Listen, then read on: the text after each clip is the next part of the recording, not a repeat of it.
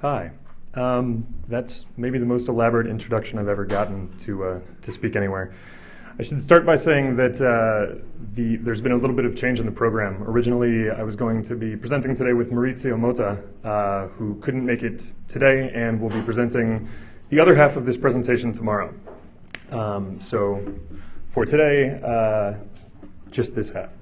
So the title of the presentation was Storytelling, but that's also, I guess, a little bit inaccurate. More specifically, I wanted to talk about brands and transmedia storytelling. My name is Ivan. I'm the Director of Strategy for a creative digital agency in Brooklyn, New York called Big Spaceship. And after this presentation, the slides, if anyone wants them, will be available online. So again, half of the presentation today, half tomorrow. So just to tell you what's going to happen in each half so that you can decide if you want to stay for this half. Today I was going to focus on what transmedia storytelling is, why brands should care about it, and guidelines for how brands should think about creating transmedia stories once they decide to. That's, I guess you could call that the strategic half of it, which makes sense since my job is strategy. Maurizio, who will be here tomorrow, is the chief storytelling officer for a group here in Brazil called The Alchemists, and so he'll talk about the creative aspects of it, specifically how brands can become content studios and what kinds of opportunities that opens up. So the first place to start for anyone who's not familiar with it is to talk about quickly what transmedia storytelling is. Is anyone in the room already familiar with the term? Hands would be good if anyone is, just because nods are impossible to see in the dark. So I guess the easiest way to explain it is that if you think about traditional stories which are told through novels or movies or television shows or comic books, generally they have a very specific way of telling a story. There's a beginning, a middle, and an end, and there are specific characters and something specific happens. Sometimes that happens all at once when you sit down for a movie, and at the end of 2 hours you know the whole story. Sometimes it happens over many years, like a TV show like Lost or Heroes or a telenovela. With transmedia storytelling, it's a little bit different. And the idea was kind of first set out using the term transmedia storytelling in a book called Convergence Culture, or here in Brazil, I guess, Cultura da Convergência, which I probably said wrong, I'm sorry. I speak about 5 words of Portuguese and I don't speak any of them well.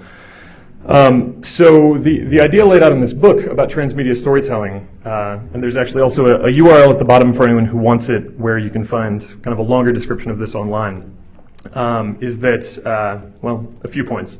First, and the simplest way of thinking about it, is that if traditional stories are all told in one space, so you go into a theater and you watch a movie and when you leave you know the whole story, then a transmedia story is one that's told through many different channels. So you might go and see a movie, but before you ever went to the movie, there was a website that let you read the diary of one of the main characters, or love letters from one character to another, or there was a video game that set up the events that happened in the movie and kind of explained why everything was happening the way that it was. So a story across multiple channels, that's probably the easiest part of it. The second part is that transmedia stories generally involve entire fictional worlds rather than just one story. So if you think about a normal story as kind of going from point A to point B, then transmedia stories are much messier than that. You can go from point A to point B sometimes, but you could probably stop on the way, and if someone walks out of the room in the middle of a conversation, you could follow them and find out what they're doing. It's kind of, the idea is that there's not just this one story that's being put in front of you, but an entire world where, if you chose to, you could look at all of the other pieces of it and find the parts that were interesting to you. Then because of that, another kind of key characteristic of transmedia stories is that they give the audience more control. The audience can decide what to look at, the audience can decide when to look at it. And in the same way, transmedia stories, because there are lots of different pieces to them, have the ability to be different things to different people, if that makes sense. I'll talk about an example of that in a minute, actually. In addition, when you have all these different pieces of a transmedia story, ideally, each piece of it works fine if you watch it just by itself. So if I just watched a 2-minute video on the web, then that would be fine and I'd enjoy that.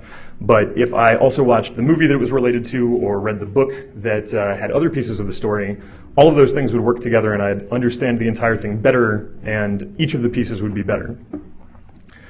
It also, transmedia storytelling is usually defined by needing very careful coordination so that you don't say something in a movie and then turn around and have a book that has the same characters where something completely different happens. So if I was married to someone in a movie and then was single or had never been married in the book, there would either be a very good reason for that and there would be questions worth asking, or it would mean that someone wasn't paying attention. And at that point, things generally are a lot less interesting. Transmedia tends to make stories into social experiences. It gives people things to talk about, because if you and I have seen the exact same movie, there are conversations we can have about that. We can say, I liked that one scene where that one thing happened, or that was a great explosion. But if we've each seen different pieces of a bigger story, then I know things about, if we go to the movie together, I know things about it maybe that you don't. So I can point to something that happens. I can point to a fight the two characters got into and say, oh, well, that's not the first fight they've had. I was watching this other thing online, and actually they've been fighting like this for years. And that gives me something to tell you about the story. It gives us something to actually talk about, which is, I guess, the final point, that it gives people something to do and talk about transmedia stories. And, sorry, I was wrong. It wasn't the final point. The final point was that transmedia stories, again, aren't just single stories usually, but entire worlds and experiences. It's something that each person in the audience puts together for themselves and chooses the different parts of, so that any two people may have a different version of the story for themselves. To give a few examples, just so that that's not so academic, one of the best known examples, obviously, of transmedia was The Matrix, which, for anyone who hasn't seen all of the pieces, obviously everyone knows that there were 3 movies and that they told one story through them. But then there were also a series of animated cartoons that were done by famous Japanese directors and famous writers that filled in different pieces of the plot. So one of the cartoons explained what happened in the 1,000 years before the movie, and another explained how 2 of the characters in the movies met each other.